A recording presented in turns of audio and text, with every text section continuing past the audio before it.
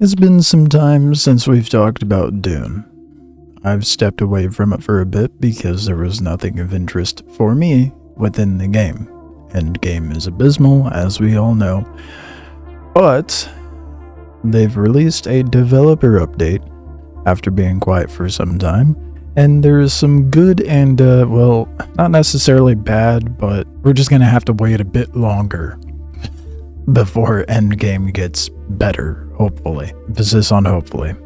But let's see what the developers had to say, because I know you all don't like to read. It's been a while since we put out our okay, I already said that. Apologize if people feel the communication around issues with the game has been lacking. We are focused on improving this with the percentage of the team having their well-earned state-mandated vacations. Okay. That seems very specific. There have been people in my comments section, I can't even imagine what they've been dealing with, where it's like, oh, see, they just sell you a game and then go on vacation and then not give you anything new for 3 months. Fucking idiots. They were working on the game before it released. People need time off.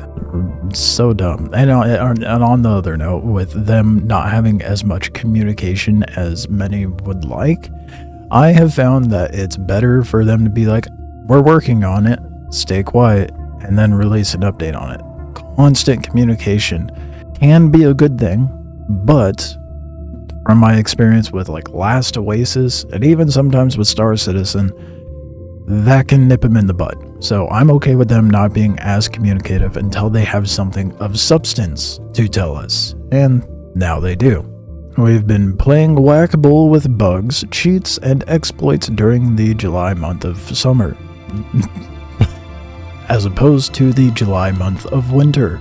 Suppose that'd be the case for them Aussies. It's just such a weird... Why not just say exploits during the month of July? I'm too hung up on that. But whoever writes these, can I have a job?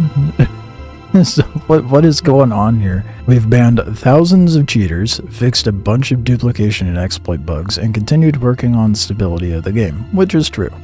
Been working to achieve a cadence of patches that allow us time to make it stable and consistent fixes, also true, while being fast enough to address issues like exploits before they get too far out of control. Relatively true. We see a lot of the same issues rise and rise again, but I digress. Live game development is a blend of reactivity and... Hello, Sassy. Are you here to make another appearance? Yes, hello. You may perch. Live game development is a blend of reactivity and long-term planning. To their credit, I feel like a lot of people don't have a full understanding of what all is involved in development. There's a lot. Things can't happen overnight. No one cares about Gamescom. They're gonna do an announcement of the Chapter 2 and DLC, which then they allude to this roadmap. So every month, they will be monitoring player feedback, bugs, and cheats, reproducing internally, implementing fixes and improvements, then patching to test live, tweak as needed, then patching to live. So the patching to test live, that's probably referring to the public test client that they have available to us, of which you were able to do the last test before it went live. Very smart to do development that way for a live service game. For the month of September, actually let's just do it by time frame. So for the month of September, we have two things to expect. Main story continues, dynamic encounters, social hub contracts, dude, let's go. Character recustomization, let's go. New archetype armors, whatever that means. New hairstyles and tattoos, and more. They're trying to Billy Mays their roadmap. And then the next DLC comes out, a new vehicle. What that might be, probably the tank, if I were to guess. New contract chain with unique locations, new building pieces and decorations, new armor and weapon skins, and new swatches and emotes. And more. Now here's the bitter part of the bittersweet news. Revamped Endgame and more comes in Chapter 3, but we're not seeing that until January of next year. January to March, roughly. So quarter 1 of next year. But we get the next DLC, Raiders of the Broken Lands, with cosmetics. That's all they got for us. I thought there would have been a little more. Maybe there's more to it than that when the DLC comes out. And then Chapter 4, they've yet to have anything revealed for that. And the next DLC will come out quarter 2 of next year, April through June of 2026.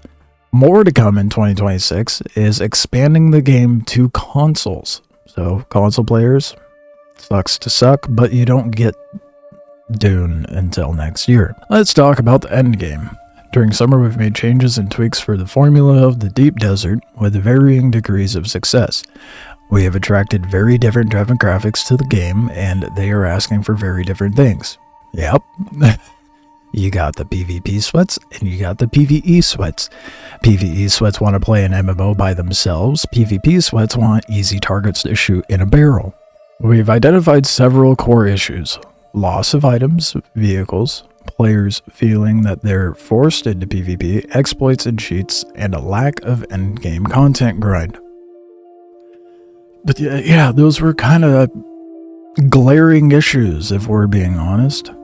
There are things that we could do in short term to address some of these, and things that will take us longer to improve. Short term, we'll be making changes that are heavily requested by players. Here are some that are coming quickly. Improved player logging. One of the key frustrations we see is that the lack of information and clarity around why certain items, objects, vehicles are gone. We will increase the information in your logs so that you have a better idea of what's going on. For example, listing the names of people who take things from your chests in your base. That's actually pretty sick. Vehicle salvaging system. We're working on a vehicle salvaging system that will allow you to recover lost vehicles. Good. Cobalt paste vehicle inventory. We're adjusting the volume of the infamous cobalt paste and adding more slots to the assault ornithopter. Nice. More space in the assault. That'll be good. I wonder if that means more volume or if it just means more inventory slots. Probably the latter. We will be adding a cargo container that could be carried by the carrier thopter. That is one of those things that I've been saying they should have had from the get-go. I'm glad that they're looking to add that in. That actually gives purpose to small groups and solos to get a carrier thopter to make that trip between Deep Desert and Haga Basin not so annoying. Instance Deep Desert loot. The constant camping and queuing of deep desert testing stations leads to a frustrating experience where people arrive at an empty testing station. We're going to change these to be more in line with the rest of the game. Nice. So, no one's going to be camping the stations anymore. It's going to be less of a cesspool of griefing, which will be nice. However, the fact that they have dedicated loot on a weekly basis and you can only get specific schematics in a specific time frame is still incredibly dumb, and they should just make it randomized. Just my opinion. And maybe they should do events that have dedicated loot, not just, endgame stuff. But hey, we're going to see a revamped endgame next year. Offline notifications about important events. We understand that not everybody can or wants to log in to check power taxes constantly in game. We would like to create a notification service that sends you your status of your base via email. That's interesting. It feels like a very primitive version of what Rust has with the phone app. Oh boy, what they have in store for Endgame. The Landstrat is supposed to be the Endgame activity driver, which is dog shit. Here, go kill 100 enemies to get a ridiculous amount of resources, and then go turn it in for bleak loot. Ooh, a unique tier 6 item that I can now craft. Ooh, Landstrat's so boring. Oh, we've dominated Landstrat and get a very boring buff at the end of the week. Ooh, what a quality endgame. Currently, it does not have the breadth or depth of content or progression to serve that function. No shit. As we work towards Chapter 3, we will be begin to tie the faction progression of the game to the lands thread, while also systematically building out the lands thread with a greater variety of activities across the world. That was a whole lot of nothing. You're incorporating faction progression into it and adding more lands thread stuff, I guess. As a player, this is meant so that you can increase your faction rank by completing lands thread tasks. Okay, that's interesting. Lands thread activities will become contract-based rather than delivery-based, smart, which will allow us to effectively remove the issue of stockpiling. Yep, you got all those people who don't touch grass and all they do is farm up resources to turn in for lands thread, and adds to the boring nature of it. This ensures that people are rewarded for solo play as well as making contributions easier for them to track, and will give you many choices in how you progress over time. Nice, they're making it a little more solo friendly, but not orienting it. That's a key takeaway, and that's good. These activities will make use of the overland map, spawning in new maps as required. We have always wanted to flesh out the overland map over time, and this will boost that along. Dude, all this shit I was saying, we're like, they need to do this, they need to do that. They're doing it. Eventually. I'm so excited to play it in 2026. I mean, I'll play the new chapter and DLC when it gets released, but the game is going to be pretty cool in the first quarter, it sounds like.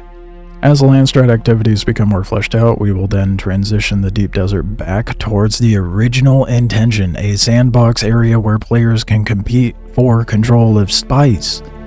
We will continue to iterate on the Deep Desert, adding no-fly zones to enforce ground combat. Dude! Adding more layouts with more variety and challenge, and ensuring that there is clear progression. In addition, we are experimenting with the tech behind the Deep Desert, and if things go well, you will experience the Deep Desert in a much more stable environment. Let's go. All of my gripes, everything that I said in my how to fix Endgame video, it's like I'm not saying they watched it because I don't have that kind of motion, but it seems that likely it's a general consensus that that's how a lot of people felt. Because pretty much everything that I said that they need to change, they're doing that. I am so excited. A lot of this will become our focus in the latter half of 2025, where we hope to make significant changes that will satisfy and thrill you. Hopefully you agree when we say that we have a great foundation for the endgame. They do, which we can build on moving forward. If they actually pull off everything that they have just stated in this, endgame is going to be sick, dude. It'll actually become a game I regularly play. That's exciting. Hell yeah. I'll have to reestablish my character. Because I abandoned that shit. RIP. Well, I got a couple weeks before September rolls in, so who knows? Maybe I'll start playing a little Dune to get myself stockpiled, or I'll just wait until the expansions and stuff come out and just have nothing.